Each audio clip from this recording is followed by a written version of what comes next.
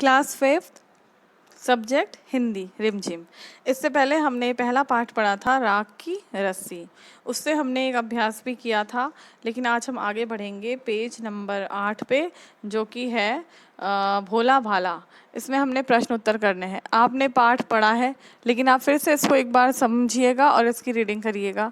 तो आज मैं आपको इसी के प्रश्न उत्तर करवाऊंगी। जैसे कि पहला है, तिब्बत के मंत्री अपने बेटे के भोलेपन से चिंतित रहते थे। तो इसमें पहला प्रश्न है,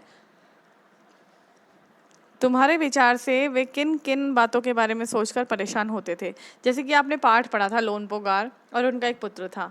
तो लोनपोगार अपने पुत्र को लेकर क्यों चिंतित रहते थे। दूसरा इसमें प्रश्न है, तुम तिब्बत के मंत्री की जगह होते तो क्या उपाय करते। तो आपने कुछ उपाय बताने हैं जो कि तिब्बत के मंत्री की जगह अगर आप होते तो आप करते। तो अभी पहला प्रश्न का उत्तर मैं आपको लिखाती हूँ बोर्ड पे।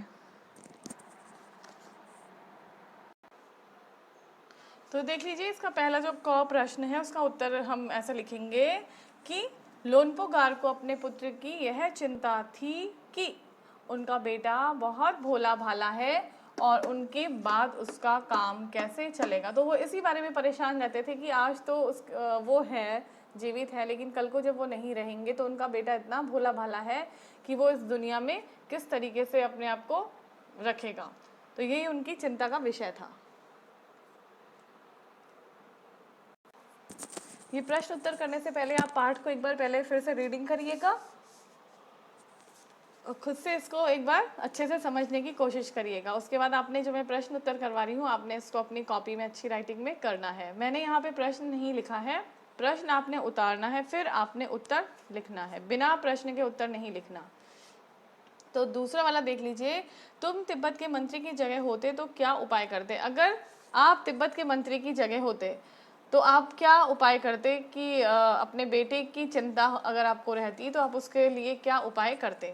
तो हम एक उत्तर लिखेंगे, इसके बाद आपने एक और अपने दिमाग से सोच के लिखना है। हम एक उत्तर ये लिख रहे हैं कि अगर हम अगर उनकी जगह पर होते, अगर हम होते उनकी जगह पर तो उसके लिए एक प्रशिक्षक नियुक्त करते। अगर हम लोनपोगार की जगह होते तो हम उसका भोलापन दूर करने के लिए किसी ऐसे टीचर को रखते या फिर एक ऐसा प्रशिक्षक उनके लिए नियुक्त करते जो उनको अच्छे से शिक्षा दे और जिससे कि उसका दिमाग तेज हो सके और वो दुनिया में अपने भोलेपन को दूर करके रहना सीख सके।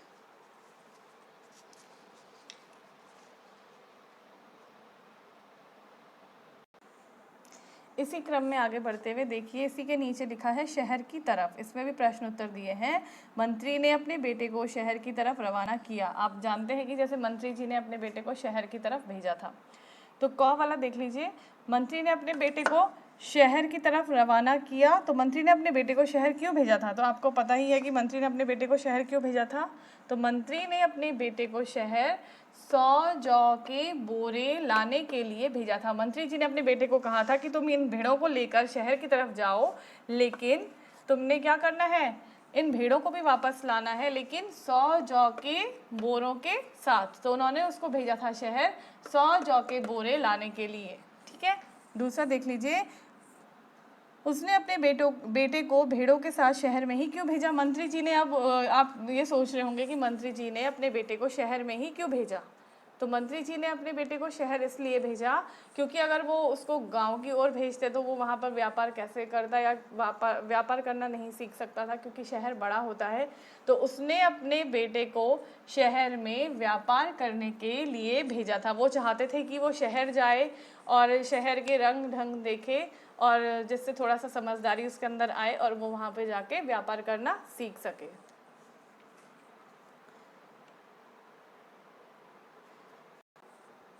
इसमें एक गौ प्रश्न दिया हुआ है, वो आपने अपने घर में अपने पेरेंट्स से डिस्कस करके इसे अपनी कॉपी पे करना है। तो देखिए वो क्या है, तुम्हारे घर के बड़े लोग पहले कहाँ रहते थे। तो आपने अपने मम्मी पापा से पूछना है कि जो हमारे घर के बड़े लोग थे वो इससे पहले कहाँ रहते थे।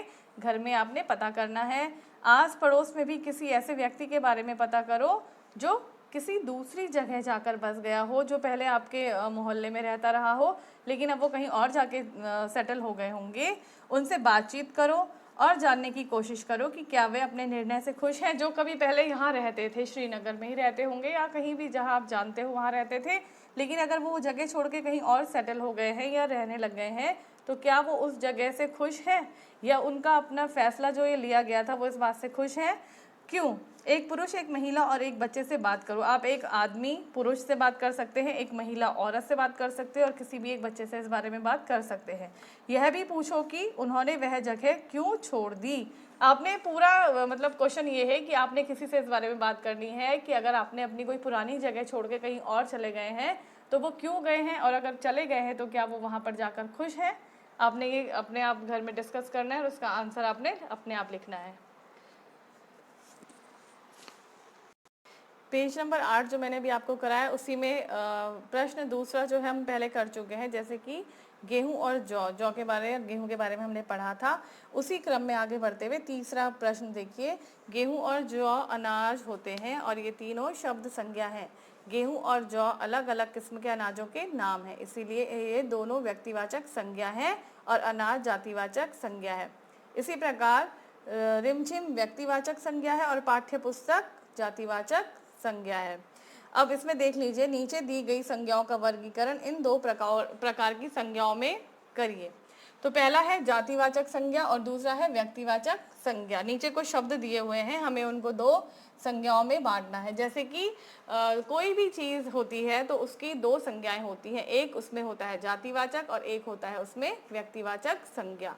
जैसे यहाँ पे हमें दिया हुआ है धातु, तो धातु किसी भी चीज़ के बारे में हम बात कर रहे हैं तो धातु क्या है? धातु एक जातिवाचक संज्ञा है।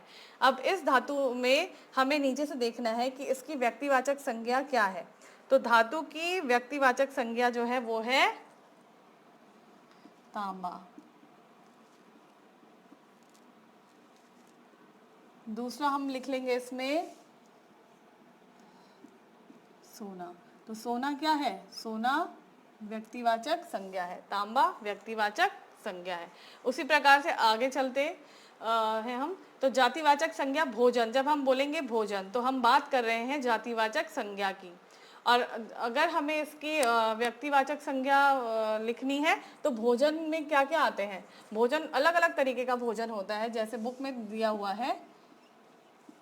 तो भोजन की व्यक्तिवाचक संज्ञा हो गई आपकी खिचड़ी, और इसमें आप एक और लिख सकते हैं रोटी। रोटी क्या है? रोटी एक व्यक्तिवाचक संज्ञा है। शहर, जब हम बात करेंगे किसी भी वाक्य में, जब ऐसा बोला जाएगा कि राम आज शहर गया, तो शहर क्या है? जातिवाचक संज्ञा है। लेकिन जब हम बोलेंगे कि राम आज दिल्ली गया तो हम बात कर रहे हैं दिल्ली की, तो दिल्ली क्या है? व्यक्तिवाचक संज्ञा है। तो इसमें है लेह। लेह एक शहर है जो कि तिब्बत में है। तो लेह हो गया एक, और एक हम लिख देते हैं इसमें दिल्ली लिख दीजिए आप। तो दिल्ली भी एक व्यक्तिवाचक संज्ञा है। दूसरा है वेशभूषा। अभी हम बात कर रहे हैं सिर्फ पर्टिकुलर, हम बोल रहे हैं वेशभूषा। तो वेशभूषा है आपका जातिवाचक संज्ञा। अब हम जब वेशभूषा में किसी कपड़े का पर्टिकुलर एक नाम लिखेंगे, कोई विशेष नाम देते हैं हम, जैसे कि इसमें है आपका शेरवानी। तो शेरवानी हो गई वेशभूषा की व्यक्तिवाचक संज्ञा। एक शेरवानी लिख दीजिए आप, और एक आप लिख दीजिए इसमें साड़ी। साड़ी क्या है? व्यक्तिवाचक संज्ञा। तो ये जो मैंने आपको अभी बोर्ड में करवाए हैं प्रश्न उत्तर और ये वाला तीसरा वाला, ये आपने अपनी कॉपी में करना है।